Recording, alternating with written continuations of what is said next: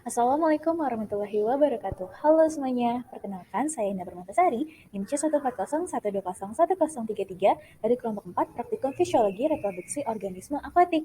Nah, pada kesempatan kali ini saya akan membahas materi-materi yang saya dapatkan selama 14 pertemuan praktikum FISREP. Kira-kira apa aja yang saya dapatkan ya? Kalau penasaran, tonton terus sampai habis.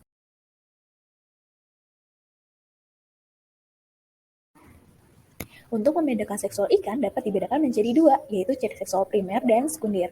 Ciri seksual primer itu berhubungan langsung terhadap aktivitas reproduksi. Nah, dapat dilihat nih dari gonad dan organ reproduksinya. Jantan memiliki organ reproduksi berupa testis dan vas deferens, sedangkan betina memiliki ovarium serta oviduk. Nah, ikan jantan ini memiliki dua lubang berupa lubang anus dan lubang urogenital. Nah, sedangkan betina memiliki tiga lubang berupa lubang anus, lubang urin, dan lubang pengeluaran telur. Nah, selanjutnya ada ciri seksual sekunder. Ciri seksual sekunder itu dapat dibedakan menjadi dua, yaitu dimorfisme dan dikromatisme. Nah, induk ikan bawal betina ini memiliki postur tubuh yang melebar dan pendek, kemudian operkulumnya halus dan warna kulitnya yang lebih gelap. Sedangkan untuk ikan bawal jantan, postur tubuhnya itu relatif lebih langsing, panjang, operkulumnya agak kasar dengan warna yang lebih cerah.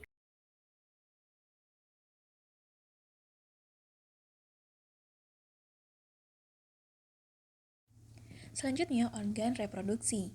Berikut adalah proses pembedahan ikan bawal untuk melihat organ reproduksinya.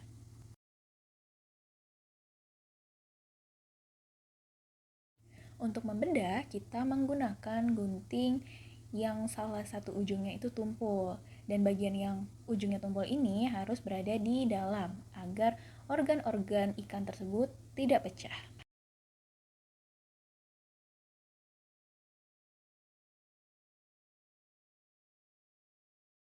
Setelah kita bedah, baru kita dapat melihat organ reproduksi. Berikut adalah gonad dari ikan bawal jantan. Gonad ini terletak di bawah gelembung renang dengan bentuk yang memanjang.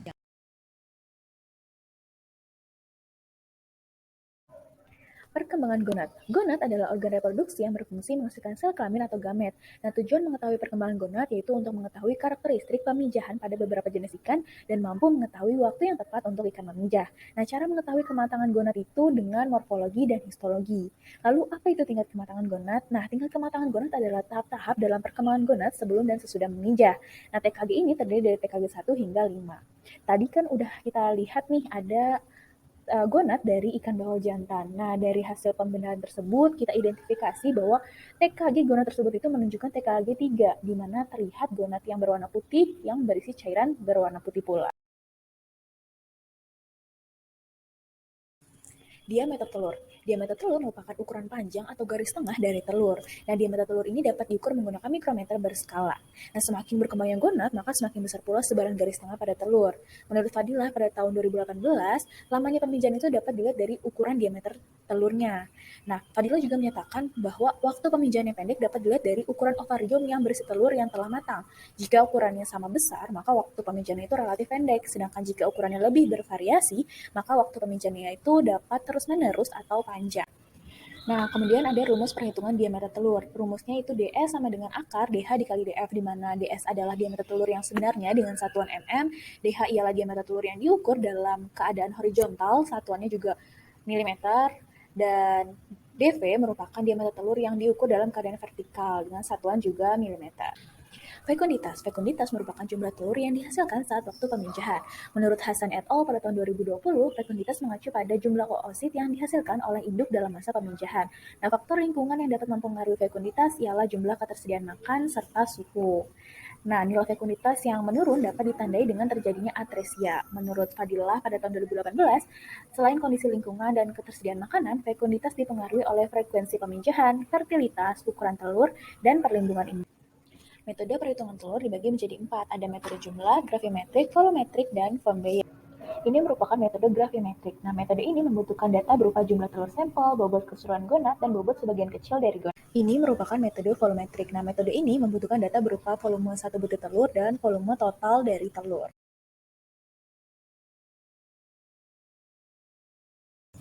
Selamat 2017 menyatakan bahwa peningkatan indeks gonadosomatik atau GSI dan indeks hepatosomatik merupakan salah satu parameter untuk mengetahui ikan tersebut telah matang gonad serta siap dipijakan. Jadi, apa itu GSI? Nah, menurut Saputra et al. Pada tahun 2017, suatu nilai yang menyatakan perbandingan bobot gonad dengan bobot tubuh disebut dengan gonadosomatic index atau GSI. Menurut Makmur pada tahun 2003 dalam Selamat 2017, nilai rataan GSI ikan betina pada TKG yang sama akan lebih besar daripada ikan jantan. Hal ini dikarenakan perkembangan testis jauh lebih kecil dibandingkan perkembangan ovarium. Nah, ternyata ada loh hubungan GSI dengan waktu pemijahan. Nah, Bagenau pada tahun 1978 dalam Selamat 2017 menyatakan bahwa jika nilai GSI suatu ikan kurang dari 20%, maka ikan tersebut dapat memijah tanpa dipengaruhi oleh musim atau sepanjang tahun. Sedangkan jika nilai GSI suatu ikan itu lebih dari 20%, maka ikan tersebut itu hanya dapat memijah pada satu musim saja. Lalu gimana sih kita menghitung GSI? Nah, jadi rumusnya itu WG per W dikali 100, di mana WG adalah bobot gonad, satuannya gram, dan W adalah bobot tubuh, satuannya gram. Nah, untuk bobot gonad ikan bawal jantan diperoleh sebanyak 4,61 gram, sedangkan bobot tubuhnya itu sebesar 245,2 gram, sehingga dihasilkan nilai GSI sebesar 1,88%. Nah, sehingga kita dapat simpulkan nih kalau ikan bawal tersebut masa pemijahannya tidak dipengaruhi oleh musim. Selanjutnya adalah HSI. HSI adalah suatu nilai yang menyatakan perbandingan bobot tubuh dengan bobot hati. Selanjutnya adalah HSI. HSI adalah suatu nilai yang menyatakan perbandingan bobot tubuh dengan bobot hati.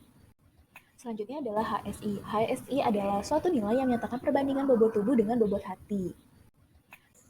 Lalu gimana sih kita menghitung HSI? Nah, jadi rumusnya adalah WH per W dikali 100, di mana WH adalah bobot hati dengan satuannya gram, dan W adalah bobot tubuh satuannya gram.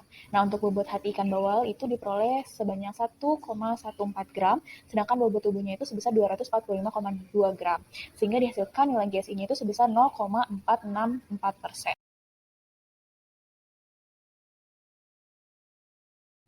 Selanjutnya ada induksi hormon. Nah, apa itu hormon? Hormon merupakan bahan kimia yang dihasilkan dari jaringan khusus yang kemudian akan disekresikan dalam darah, yang kemudian akan dibawa ke organ target. Nah, manfaat pemberian hormon yaitu untuk memperoleh gamet di luar musim pemijahan, memperoleh gamet lebih dini, dan efisiensi produksi meningkat. Nah, metode pemberian hormon itu ada tiga, yaitu penyuntikan, perendaman, dan oral. Nah, untuk ikan bawal biasanya menggunakan metode penyuntikan. Untuk penyuntikan ini dengan metode intravaskular, di mana penyuntikan terjadi di jaringan otot yang pada umumnya terjadi di bawah sirip dorsal. Nah, selain menggunakan hormon, kita juga bisa menggunakan kelenjar hipofisa. Jadi, apa itu hipofisa? Nah, hipofisa adalah teknik penyuntikan hipofisa kepada ikan lain dengan tujuan merangsang pemijahan. Nah, penentuan dosisnya ini yaitu perbandingan antara berat badan ikan resipen dengan ikan pendonor sebesar 1:1,5.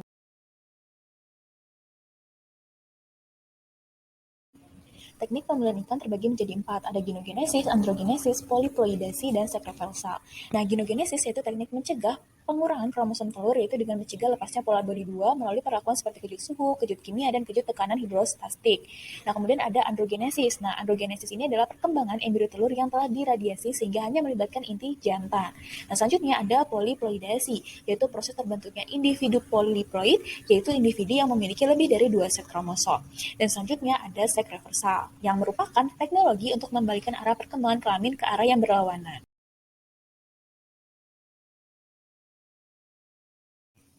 Untuk mengetahui patogen utama penyebab penyakit dapat menggunakan teknik bioassay. Nah, dengan menggunakan teknik bioassay, peneliti itu dapat memperoleh sifat-sifat biologis dari patogen. Selain dapat mengetahui patogen utama penyebab penyakit, teknik ini juga digunakan sebagai tolak ukur ketahanan suatu organisme dengan bahan toksik dalam perairan, menurut Mulyani et al. Pada tahun 2016. Nah, Damayanti dan Abdul Ghani pada tahun 2013 itu menyatakan bahwa teknik ini merupakan teknik yang paling umum digunakan dalam mengetahui toksiksitas lingkungan. Nah, teknik ini itu dapat pula digunakan untuk pemeriksaan hormon pada ikan. Nah, salah satu ujinya yaitu uji ELISA atau Enzyme Like Immunosorbate Assay. Nah, uji ELISA ini merupakan salah satu metode untuk mengukur atau mendeteksi suatu antibodi dengan pemanfaatan biokimia. Nah, metode ini itu bisa diterapkan pada udang ataupun ikan. Nah, metode ini pada awalnya merupakan hasil buah pemikiran dari Peter Perlman dan juga Eva Engvall dengan tujuan untuk mendeteksi ada tidaknya interaksi antibodi dengan antigen pada sampel dengan memanfaatkan enzim. Nah, teknik ini tuh berasa amat efektif dan juga efisien dalam pendeteksi patogen. Nah, dalam teknik ini, antibodi primer itu akan menunjukkan hasil yang spesifik dalam menangkap antigen yang diinginkan menurut Sukumaran et al. Pada tahun 2017. Nah, selain itu, antibodi sekunder yang tertaut pada enzim konjugat itu memiliki fungsi dalam mendeteksi ada tidaknya antigen yang diinginkan.